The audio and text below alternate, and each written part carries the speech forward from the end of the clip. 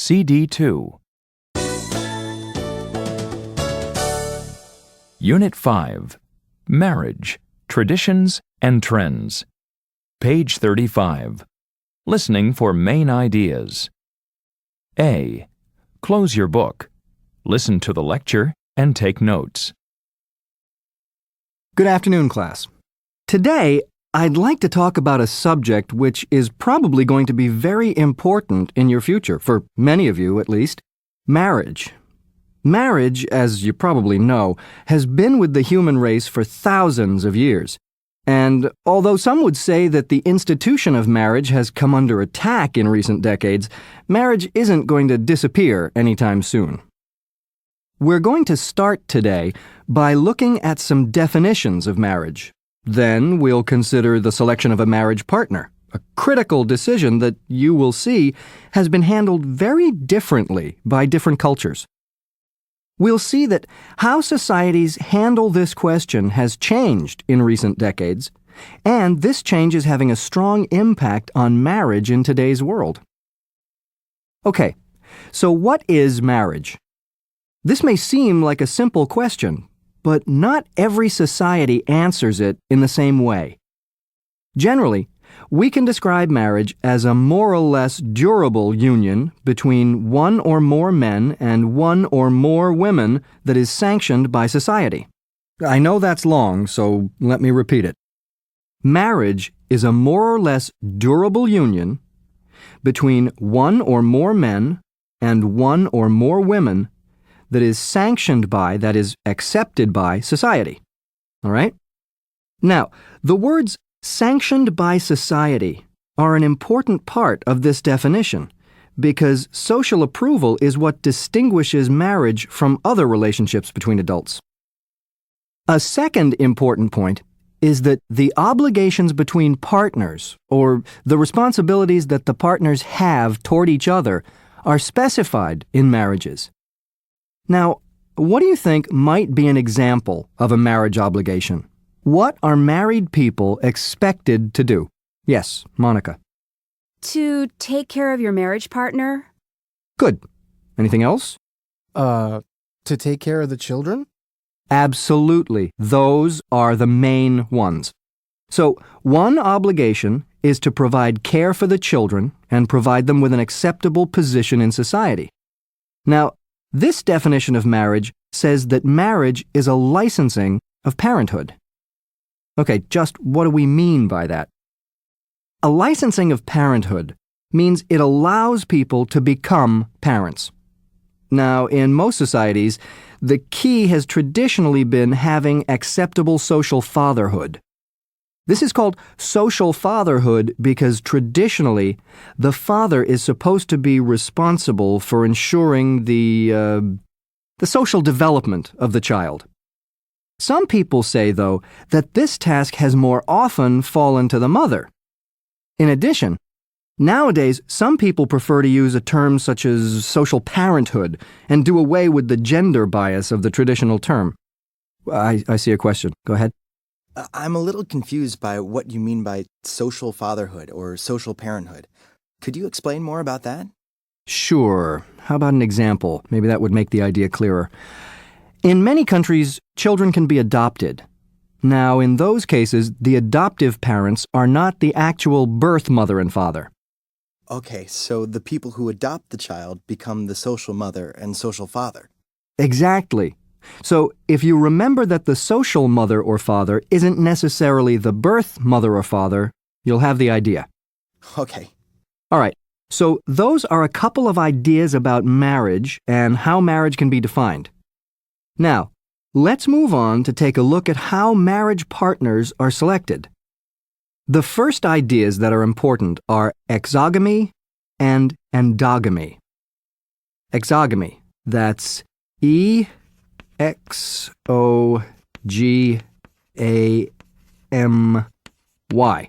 And endogamy is spelled E-N-D-O-G-A-M-Y.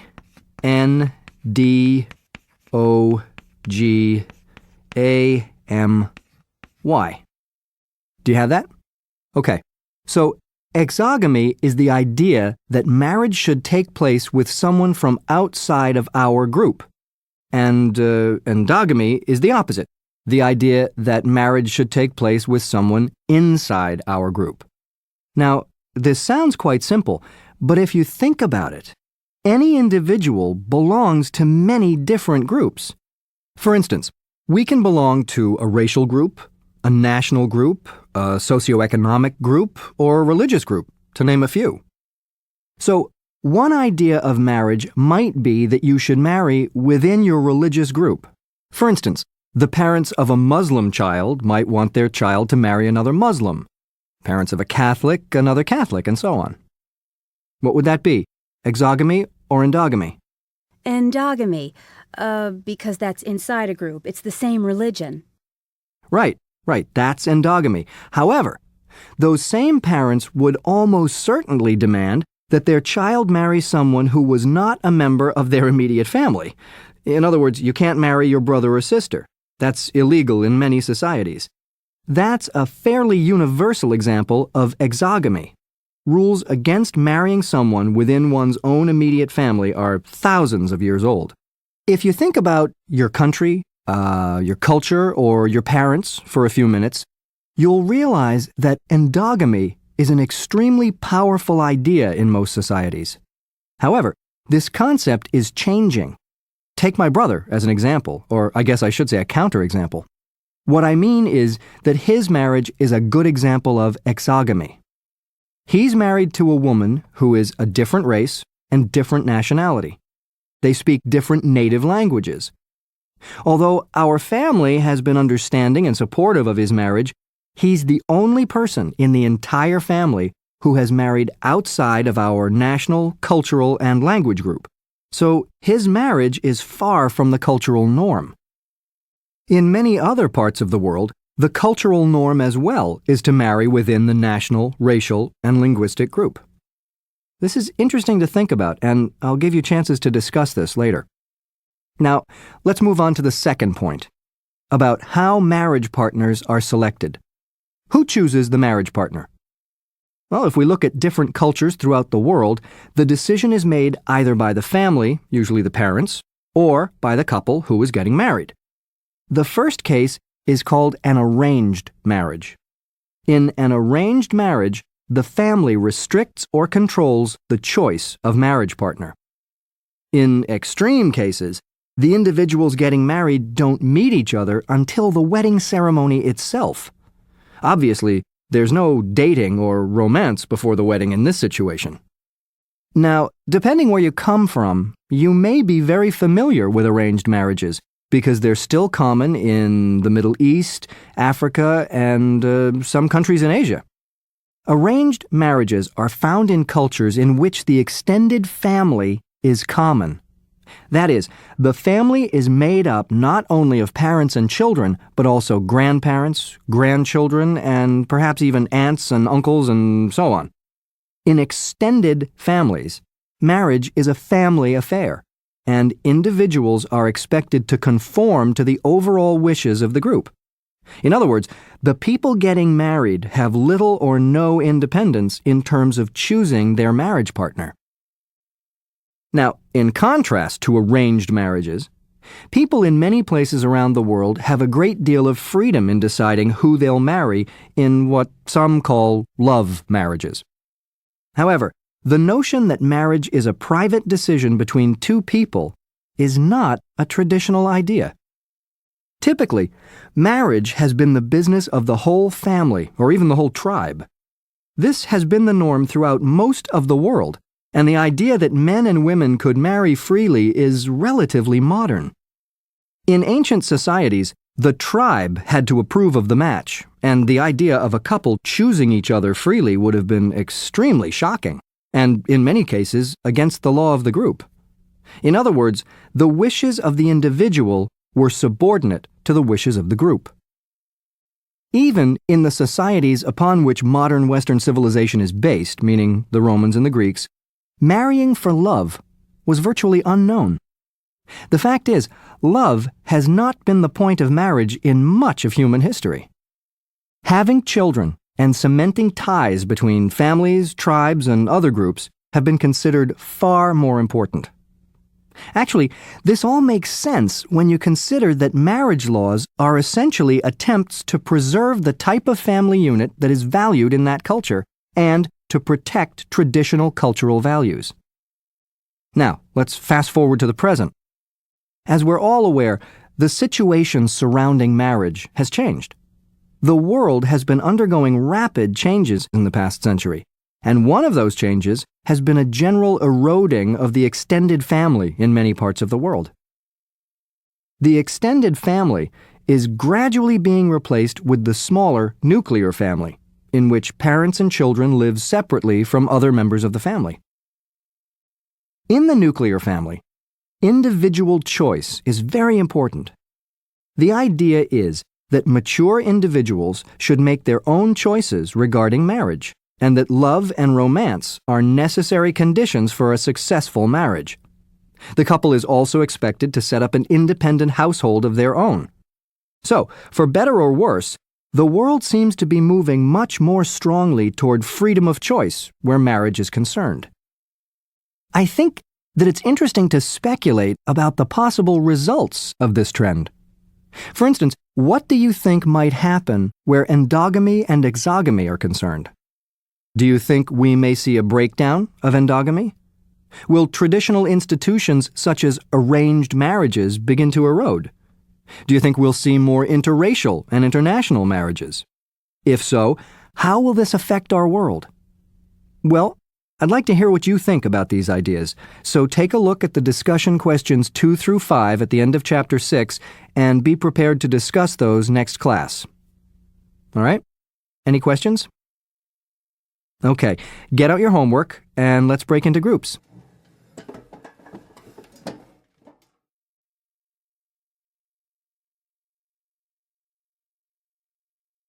Page 36. Listening for details. A. Close your book. Listen to the lecture again. Add supporting details to your notes and correct any mistakes.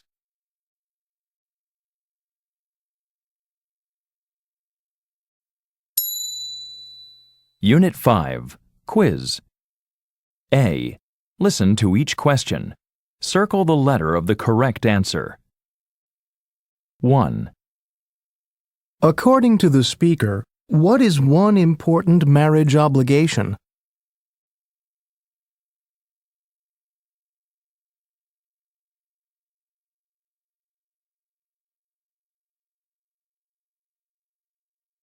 Two.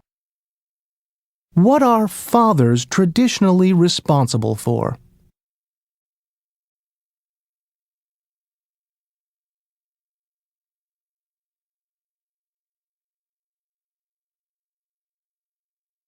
Three. Why do some people prefer the term social parenthood to social fatherhood?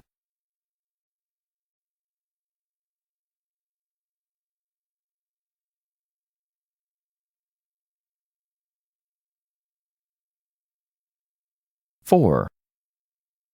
What is the key feature of arranged marriages?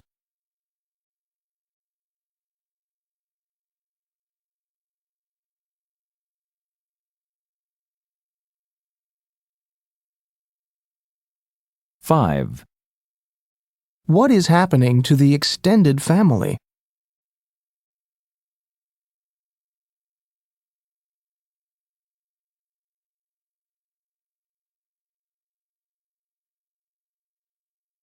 Six. What is one possible result of greater exogamy?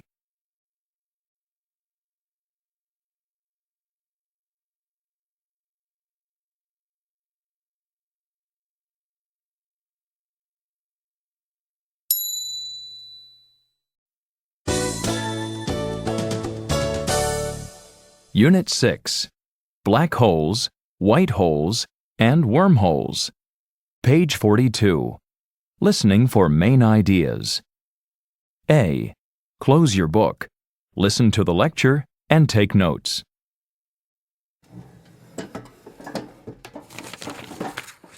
Are there any questions before we begin? No? This morning I'm going to introduce you to three mysterious phenomena that have been puzzling astronomers since the early 20th century. Phenomena which promise to tell us a good deal about the origins of our universe and the nature of space and time. I'm talking about black holes, white holes, and wormholes. Are you familiar with these? I'm sure most of you have heard of these things, maybe through movies, but if you're like most people, you probably really don't understand them very well, right? What I'm going to talk about today, in pretty simple terms, is what these things are and what evidence we have that they exist. Let me start then with black holes, which is probably the most familiar term for most people. The term black hole was first used back in 1969 by an American physicist named John Archibald Wheeler. He used it to describe the final stage in the life of very large stars. Black holes have incredibly strong gravitational force, so strong, in fact, that nothing can escape their gravity, not even light. And since no light can escape from them, and since we need light to see, we cannot see black holes, which is precisely why we call them black holes, right? I see a question. Yes? If they can't see them, how do scientists know black holes exist? Excellent question. Scientists know they exist because they can see their effect on nearby objects. For example, black holes pull gases off the surface of nearby stars. Scientists are able to see these gases being sucked into the black hole. I see. So, what causes black holes? Well, to answer that question, it's helpful to first consider small and medium-sized stars. In the last stage of their lives, small and medium-sized stars become what we call white dwarfs. Now, a white dwarf is a small, very hot mass which is formed when the star's gravity collapses the star. All its heat, energy, and mass are compressed into a smaller and smaller space. This makes the star hotter and gives it a stronger gravitational pull. So that's what happens with small and medium-sized stars. As I've said, though, a black hole is the final stage in the life of a very large star, and this means its gravity's much stronger. Anyone like to suggest why? Sergio? It's larger, so it has more mass, and that makes its gravitational pull stronger. Yes, Sergio, you're absolutely right. In the case of a large star, there's more mass and therefore the gravitational force is stronger. And as the gravitational force becomes stronger and stronger, the star gets smaller and smaller until all its energy and mass is compressed into one tiny point called the singularity. That's singularity. Got that? The singularity then sucks or pulls in everything near it, even light, because its gravitational force is so strong. So we get a black hole. In other words, the powerful gravitational force of a black hole is caused by an extremely large mass being forced into, drawn into, a tiny space, the singularity. It's a bit like taking an orange and squeezing it so hard that it becomes as small as the head of a pin, but its weight doesn't change. When a large mass is forced into a tiny space like this, we say it's very dense. So the tiny point called the singularity is an extremely dense object. Now, here's an interesting question.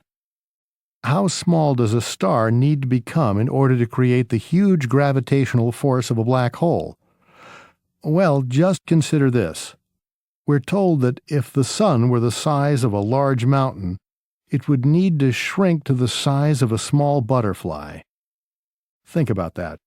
From a mountain to a small butterfly. Yet it would still weigh the same as the original mountain. It would, as we've said, be extremely dense. Now, most of their lives, stars remain a constant size because they have a balance of forces. On one side, you've got heat, which is made because the star burns fuel which helps push the star out. On the other side, there's the effect of gravity which pulls the star in. Heat versus gravity, see? So you get a balance. However, after billions of years, the star uses up all its fuel. Then there's an imbalance. There's no more heat. Gravity wins the battle, and the star collapses. Now, students often ask me what it would be like to be sucked into a black hole. The truth is, we can't really be sure. However, scientists have tried to imagine this event, and it doesn't sound very appealing. Let me explain. The area immediately surrounding a black hole is called the event horizon. Once you cross this area, the event horizon, you can't go back. The gravity there is so strong that you wouldn't be able to escape the black hole. The gravitational force pulling on your legs would be greater than the gravitational force pulling on your head, and the difference between the two forces would stretch you. Each and every atom of your body would be torn apart from the others and pulled toward the singularity at the black hole's center. There they'd be squeezed until they ceased to exist. Not very nice. Okay, enough about what getting sucked into a black hole would be like. Now I'm going to move on to different types of black holes. Basically, there are two kinds of black holes: rotating and non-rotating. Let me explain the difference. If you cross the event horizon of a non-rotating black hole, it's certain you'll die. However, some scientists believe that this might not happen if you cross the event horizon of a rotating black hole. Because the hole rotates, you may be able to somehow avoid entering the singularity, and you may even be transported to another part of the universe and forced out of a white hole, although only as millions of particles, probably. Your body would have been torn apart, I'm afraid. Now this brings us to our second and third phenomena: white holes and wormholes, things we know much less about and which are far more controversial. Basically, a white hole is the opposite of a black hole. Instead of matter being pulled into it, matter is pushed out of it. The idea is that if matter falls into a black hole, it comes out of a white hole on the other end, and matter in this case includes light, by the way. Light which enters a black hole exits via a white hole. This causes that white hole to appear as a bright white object. That's where it gets its name. Now, the actual tunnel through which the matter passes, from the black hole to the white hole, is called a wormhole, like a tunnel made by a worm. So you can see how the three phenomena are connected, right? Now, like I said, the idea of white holes and wormholes is still very uncertain. What I mean is there's no empirical evidence of their existence. It's all only theoretical. However, if a white hole and a black hole could be linked somehow, then whatever falls into a black hole could, in theory at least, suddenly appear out of a white hole some other place in the universe. Yes, Christy, you have a question? Yeah, I do. Okay. I once read a science fiction novel about people using wormholes to travel through time. Is that right? I mean, is it possible to travel through time using wormholes? Good question, Christy. The simple answer is, we don't know. You're right, though. In science fiction, wormholes do allow people to travel across large amounts of space and time very quickly. If you want to understand how, just imagine an insect on a large piece of paper. It would take the insect a long time to walk across the paper, right? But if you folded the paper, the distance for the insect to cross would be much smaller, so it would cross the paper faster. Now, wormholes bend space in the same way that you fold a piece of paper. This means that just as the insect never crosses most of the paper, someone traveling through a wormhole never passes through the space between the entrance and the exit. He basically takes a shortcut, not just through space, what we call the third dimension, but also through time, what we call the fourth dimension. And the exit point, the white hole, may be somewhere far away, possibly in a different universe, linked to our own universe only via the wormhole. And if the exit to the wormhole is in the past, then you could travel back in time by going through. But, I repeat, this is more science fiction than reality, and many people deny the existence of wormholes. Yes? But wait a minute. I thought wormholes had been proven mathematically. True, it's been proven mathematically that they could exist, but that doesn't mean they actually exist in nature. And even if one day white holes and wormholes were shown to exist in reality, not just in theory, there'd still be at least two problems with traveling through them. For a start, scientists believe they wouldn't be stable. Therefore, even a small disturbance, like a person traveling through it, could cause the wormhole to collapse. In fact, some argue that in order to travel through a wormhole, the black hole, the entry hole, and the white hole, the exit hole, would have to be identical, and any small difference between them could destroy the wormhole. So that's problem number one. The second problem's this. Even if wormholes exist and are stable, chances are you'd be killed by the radiation inside them.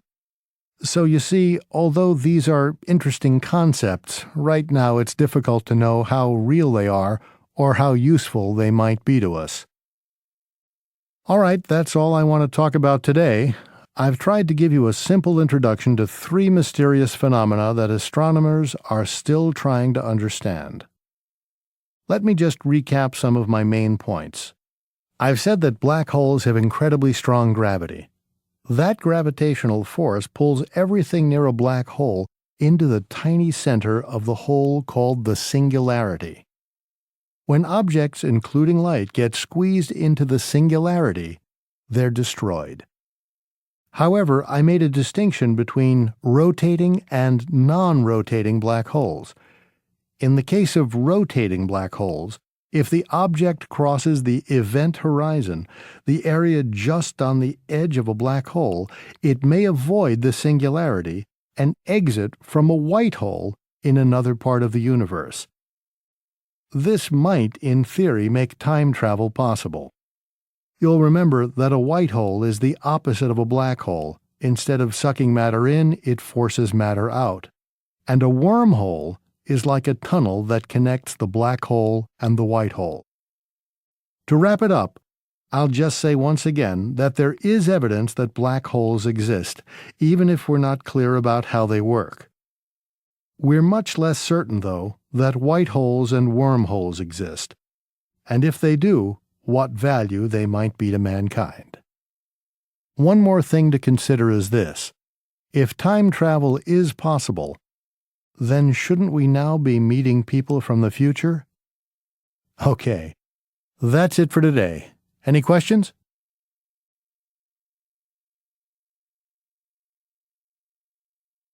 Page 42. Listening for details. A. Close your book. Listen to the lecture again. Add supporting details to your notes and correct any mistakes.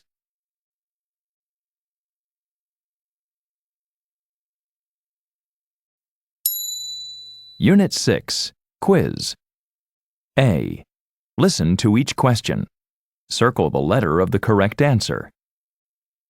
1.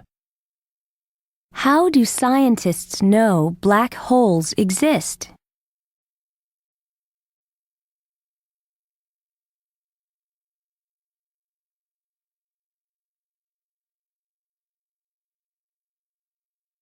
Two. What is a white dwarf?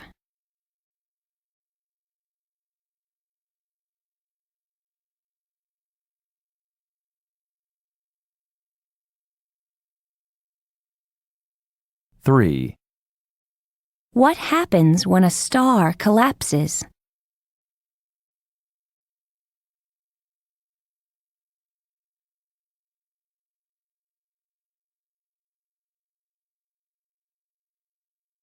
4.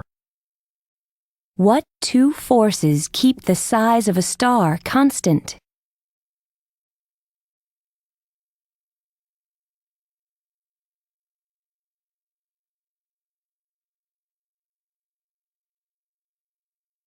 Five. Where is the event horizon located?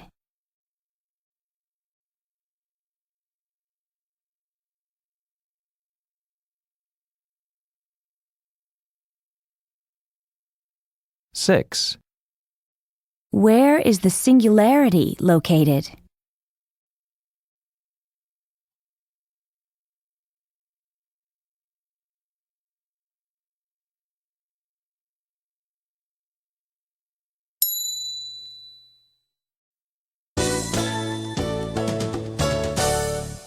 Unit 7. Animal Talk. Page 50. Listening for main ideas. A. Close your book. Listen to the lecture and take notes. About all the things with spaces. Okay, let's get started. On today's topic of animal communication. I'm just wondering, how many of you have pets? Dogs, cats, birds, any kind of pet? Oh, quite a few, I see. In my case, I have a golden retriever. I'd certainly like to think that I'm able to communicate with him, but what kind of communication are we really engaging in?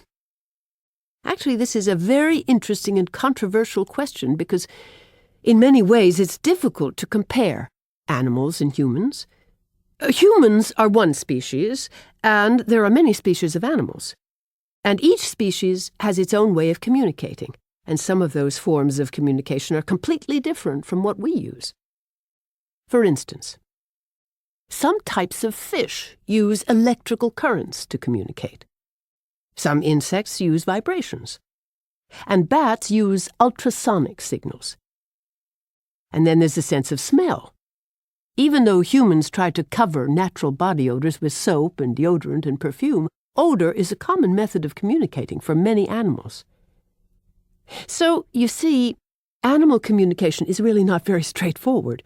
So, today, I would like to simplify matters. Although we acknowledge the fact that animals communicate in different ways, today we're only going to consider whether animals can use language as we know it.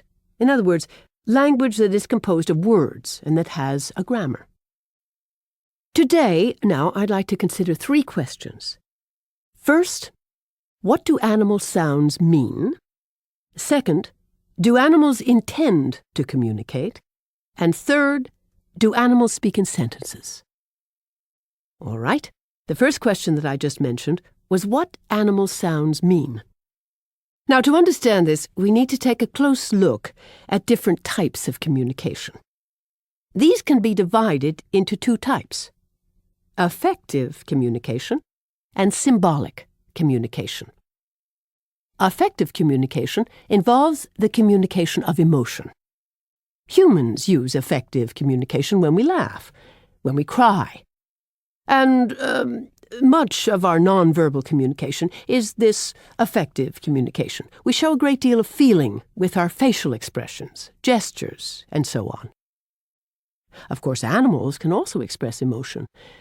And this is one of the reasons why we love our pets so much. They're expressive in many ways. Dogs, in particular, are popular in many cultures because they're so good at appearing happy, pained, and sad. They even seem to mirror human feelings.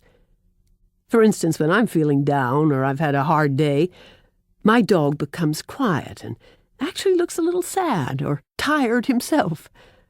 Well, that's my experience, but in any case, almost all scientists agree that most higher-order animals like dogs and cats can use affective communication. So, one answer to our first question is that many animal sounds communicate what we can call an emotional state. Now, remember that I said there is a second type of communication, symbolic. Symbolic communication is information about a specific referent that can be encoded by a signaler and decoded by a receiver. Now that's rather complicated, so let me give you an example. If I say the word Brazil, the referent in this case is the actual country, Brazil, because I'm referring to the country. I encode this referent with a set of sounds. If you understand that referent and the set of sounds, then you'll be able to decode or translate the sounds and understand the referent. That is, you'll understand that I'm talking about a country in South America. Now, can animals do that? Well, the answer appears to be yes. But because their vocabularies are so limited, it's probably safe to say that they can use very little symbolic communication. For instance, scientists have confirmed that one type of monkey in Africa, the vervet monkey, clearly makes different alarm calls. One type of call is very general and seems to communicate the idea of watch out or stay alert. Monkeys that hear this call begin to look around more and act more careful. They're less tranquil, less relaxed than usual, and they're less willing to leave the safety of nearby trees. Other calls now are quite specific. There's a call that monkeys use when they see a leopard, a different call for eagles, and yet a different call for snakes. Now, the interesting thing is that there's every indication that monkeys use these calls in a symbolic way. For instance, when a vervet monkey hears a leopard call, it often runs for a particular type of tree that leopards can't climb easily. When the monkeys hear an eagle alarm call, they immediately stop what they're doing and begin scanning the sky. When they hear the snake call, they stand up straight and scan the ground in the immediate area. Now, in addition to alarm calls, animals such as monkeys and birds use food calls. Now, these calls not only let others know that food has been found, but they can also sometimes give information about how much and what quality of food has been found. Now, another interesting point, which isn't well understood, is that some animals such as chickens seem to use food calls deceptively. In other words, sometimes chickens will use a call to indicate that they have found food even when they haven't. So what does this mean? Do chickens lie? Are they intentionally deceitful? This is a sophisticated use of communication, but few scientists are willing to admit that chickens are consciously trying to deceive other chickens, because they don't appear to have the intelligence for that kind of thinking. The second question concerns whether animals actually intend to communicate. In other words, do animals care if there is another animal nearby who will hear their call? Well, the answer is yes. It appears that animals do care about this. Wild birds call out when they spot something important like food or an enemy, but they only do this when other birds are present. On the other hand, they're frequently silent in the same situations when no other birds of their species are around. So birds are apparently aware of their own species. Gender is also a factor here. For example, male chickens will call out more often when female chickens are nearby. And there's even a difference depending on whether the chicken is known or unknown. The male chickens will use food calls most frequently when unknown female chickens are nearby. I guess I should also mention that this phenomenon is not just limited to birds or chickens. Chimpanzees also communicate, far more when other chimps or, in some cases, when humans are present. So the general answer to the second question is yes. It does appear that at least some types of animals are sensitive to the presence of an audience and that they do intend to communicate. Now, I've told you we believe that some animals, such as certain monkeys, can use something like words in a limited way. You'll remember I mentioned it appears that they can say something like eagle, leopard, or snake. But humans can use grammar, so we communicate different meanings by using words in different sequences. So, for instance, I can say, the dog bit the man, and that has one meaning. But if I use the same words but change the sequence and say the man bit the dog, now I have communicated a very different meaning. Well, this last question is about whether animals can do this too. In other words, can they use some form of grammar? What do you think? Well, the answer is that there is no recorded natural example of animals making anything like a sentence or using the order of a sequence of sounds to communicate symbolic meaning. The monkeys and birds we've been talking about can make alarm calls or food calls quickly or slowly, loudly or softly, but they never seem to manipulate the sequence. Even the birds that seem to be saying a lot of good food are communicating that idea with one identical call that doesn't change. They're not using grammar, as far as anyone can tell. Now, one group of animals that is able to manipulate their language is songbirds. As you're probably aware, many wild birds sing rather complex bird songs. And these songs are created by combining a variety of notes in many different patterns. Some birds have hundreds of phrases that they use in thousands of different combinations. However, contrary to what you might believe, there is absolutely no evidence whatsoever that birds can communicate any symbolic meaning by manipulating these musical notes and phrases. Instead, they seem to use their songs just as a way of advertising themselves, or attracting a mate, or maybe even expressing some type of emotion. Well, now, today, we began with 3 questions, and I'd like to return to those questions once again. First, what do animal sounds mean? In most cases, we think they communicate what we would call emotion or affective meaning. But in some cases, they stand for specific things in the environment, like food and the presence of danger. Second, do animals consciously intend to communicate? Well, generally, I suppose the answer is yes, though having an audience that understands the message is an important factor. And third, do animals use grammar? Here, the answer seems to be no. If animals use some type of grammar, it's nothing that scientists have been able to identify and confirm. One reason for this is that using grammar requires far more mental processing and far more sophisticated memory than using a simple vocabulary with no grammar. And this may be the obstacle for animals. They don't have the brain power.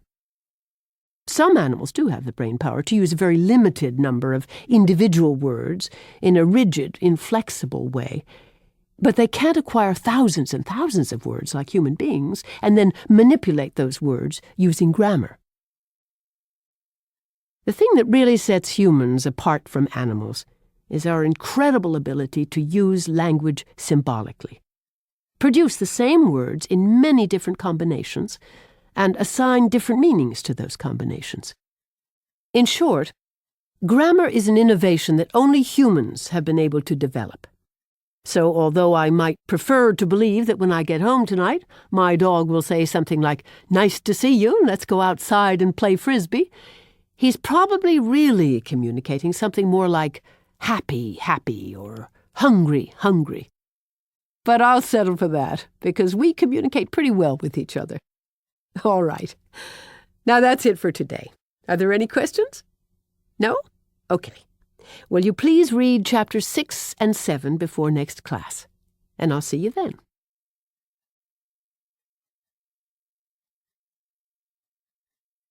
Page 51.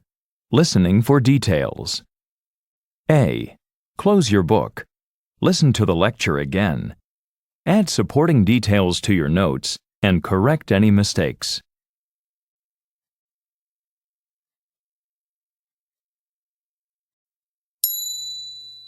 Unit 7. Quiz.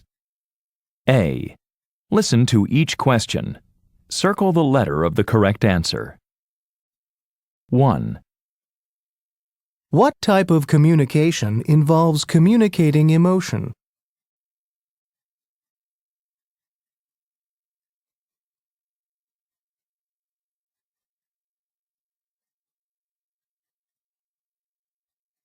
Two.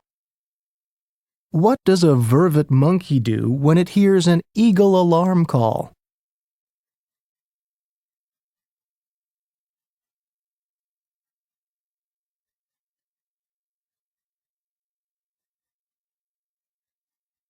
Three. According to the speaker, what kinds of animals use food calls?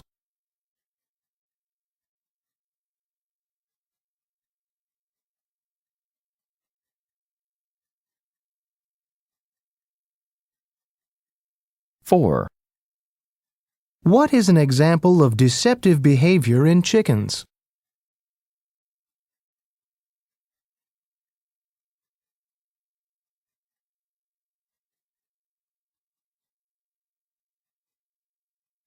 Five.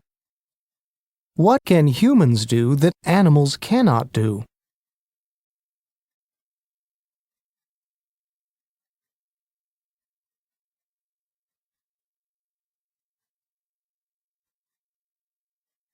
Six. What can some songbirds do?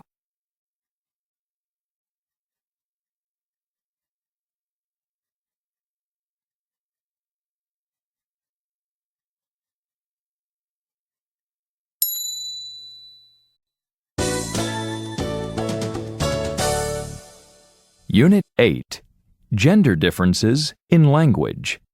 Page 57. Listening for main ideas. A. Close your book. Listen to the lecture and take notes.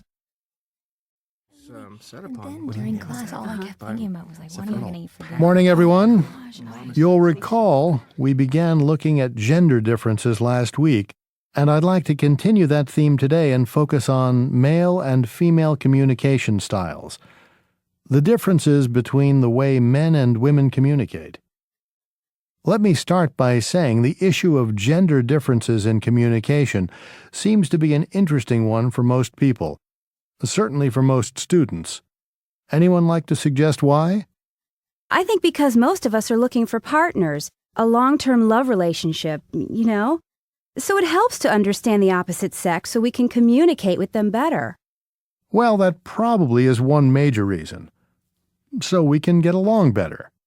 The truth is, gender differences have fascinated mankind for as long as people have been writing down their thoughts, from as far back as the story of Adam and Eve to contemporary books, and although numerous books and articles have been written on the subject, almost all of them draw the same conclusion.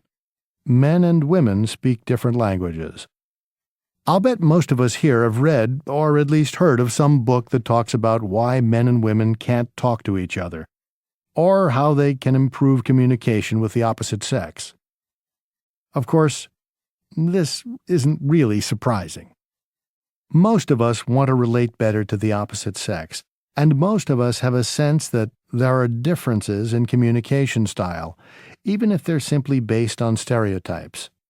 As a matter of fact, research based on transcribed speech, that is, speech which has been recorded and written down exactly as it was spoken, shows that both sexes can generally tell whether a speaker is male or female.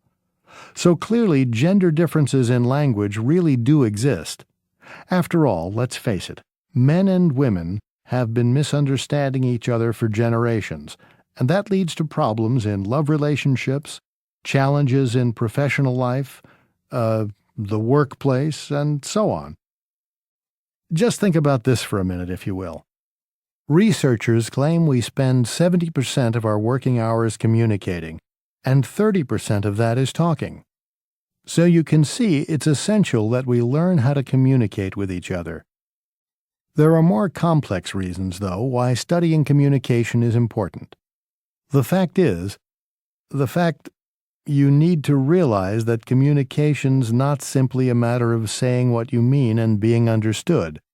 How we say what we mean is equally crucial because it influences the way people perceive and respond to us. And how we express ourselves, our style, says a lot about how we see our own status, our power, our authority, if you like, in relation to our listeners. We adjust. We change the way we talk depending on who we're talking to and the impression we want to give them. In other words, our communicative style is socially conditioned. Think about that. Our communication style is socially conditioned. How we use language with others is a learned behavior, and how we talk and listen are deeply influenced by cultural expectations. Problems arise because women and men are like people who have grown up in two different subcultures. They have two broadly different styles of speaking and establishing social status based on how they've grown up. What I'd like to do now is look at how these different styles develop. There have been many attempts to explain gender differences in communication styles with genetics and the environment, both at the top of the list. In the case of inherent genetic factors, some suggest that differences in men and women's brain structure and hormone production contribute to differences in thought processes, and these in turn contribute to different behavior between the sexes. Precisely how much influence genetic factors have on communication compared to the environment, that is to say, how much communication style is a product of nature as opposed to nurture, is not yet clear. Nevertheless, evidence suggests that nature's responsible for only 1% of the difference in communication styles between the sexes. Think about it. Only 1%. That means the environment plays a far bigger role. Now let's stop and consider just what that means. Generally speaking, boys and girls tend to participate in different kinds of activities as children. These activities reflect the everyday activities of adult men and women. Girls dress baby dolls and boys build things, for example. Toy stores know this very well. Now, this is a generalization, of course. There are girls who love building block sets, like Lego, for example. But just look at how toy stores arrange their toys according to activities for girls and activities for boys. And as a result of their different activities, boys and girls develop different communication styles. Girls traditionally practice more intimacy-related skills and learn how to relate to others. That is, they use language to establish intimacy as a basis of friendship. Their style is what some writers call collaboration-oriented. When girls play house, for instance, this type of play naturally produces more collaborative communication, discussions based on relationships, and so on. Boys, on the other hand, tend to be more goal-driven or task-oriented and practice work-related skills.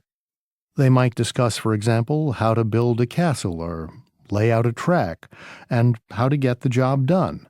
They're encouraged more to compete with others and generally use language to establish their status in the group.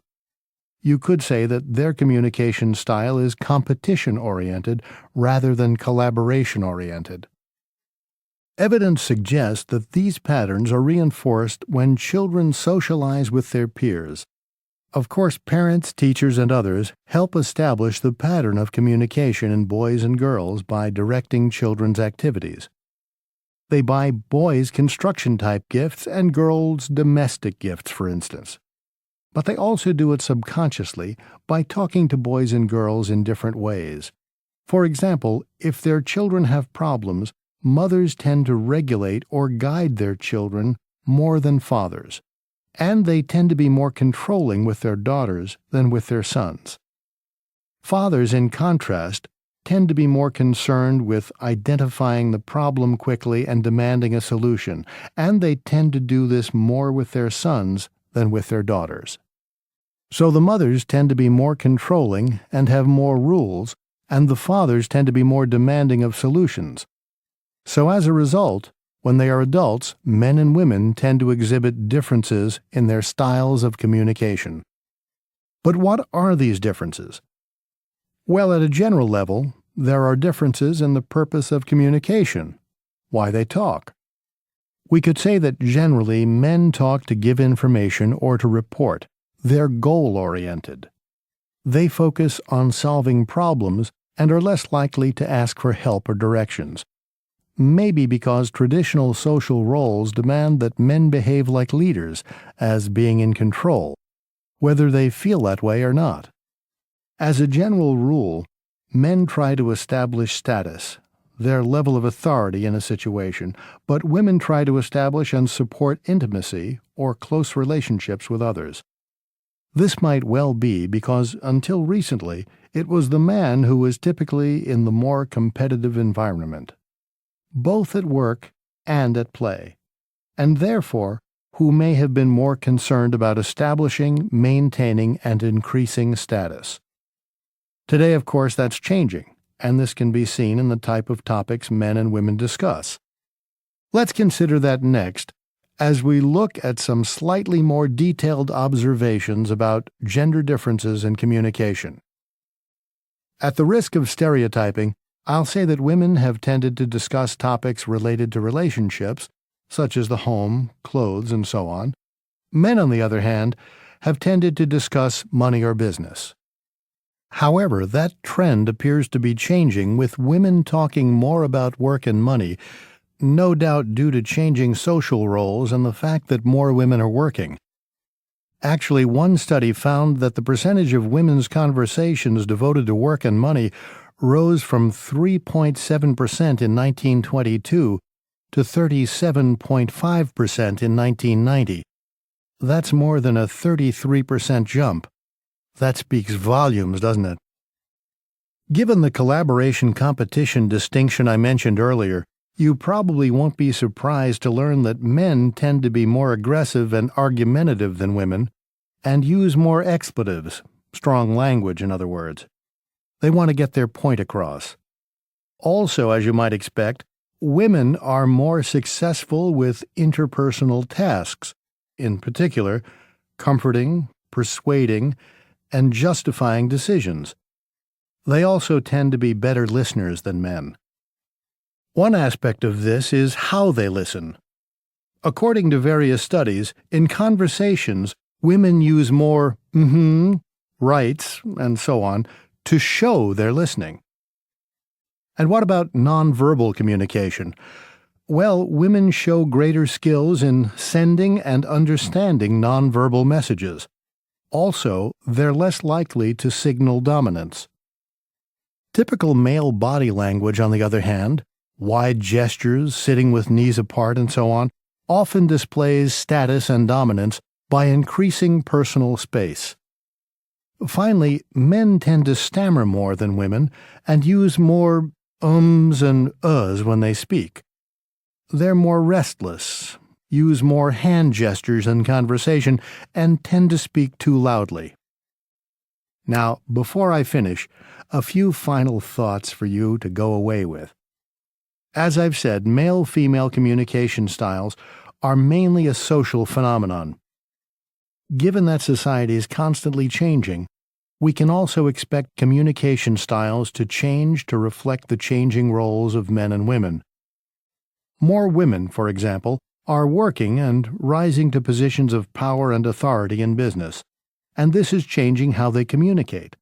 Likewise, as men take on more domestic duties, take more responsibility for things like raising children, for example, their styles also changing. I've heard it said that language has prevented women from taking on new roles in society and achieving true equality with men.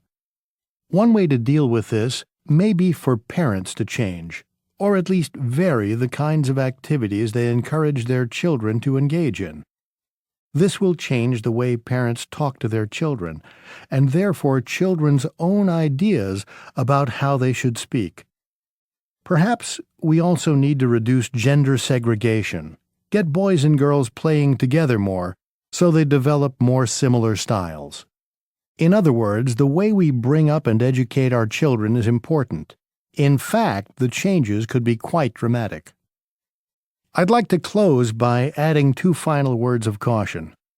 Firstly, when we talk about male and female differences of any kind, it's easy to fall into the trap of stereotyping men and women. Stereotypes are based on generalizations, which, of course, do not apply to everyone. What's more, even if generalizations are accurate enough at one point in time, society changes, as we've seen, and it may take some time for the ideas behind the generalizations to reflect those changes. And secondly, please bear in mind that when we talk about male and female communication styles, we have to understand that these vary from culture to culture, not surprising given the role of socialization. Therefore, most of the things I've been saying apply to North American culture, but might not apply to all cultures. Okay, that's it for today.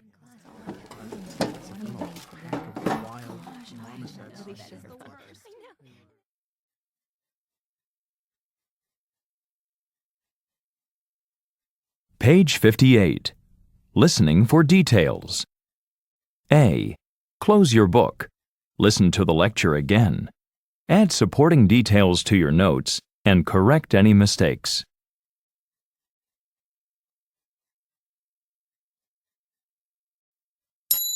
Unit 8. Quiz. A. Listen to each question. Circle the letter of the correct answer. 1. What rose 33% between the 1920s and the 1990s?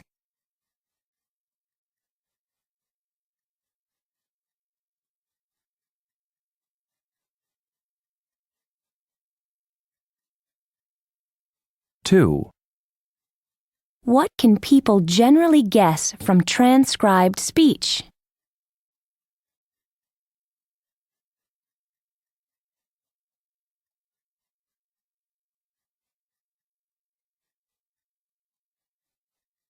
Three. What percentage of our work hours do we spend communicating?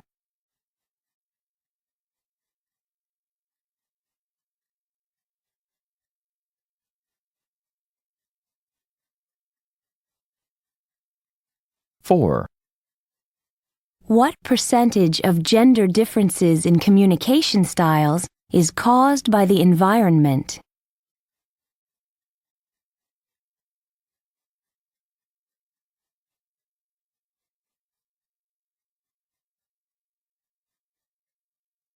Five. What phrase describes women's communication style?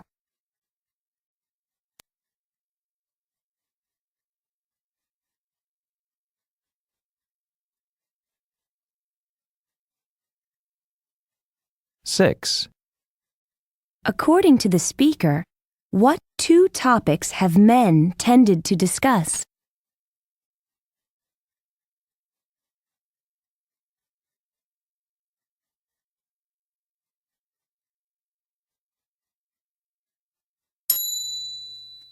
The program continues on the next CD.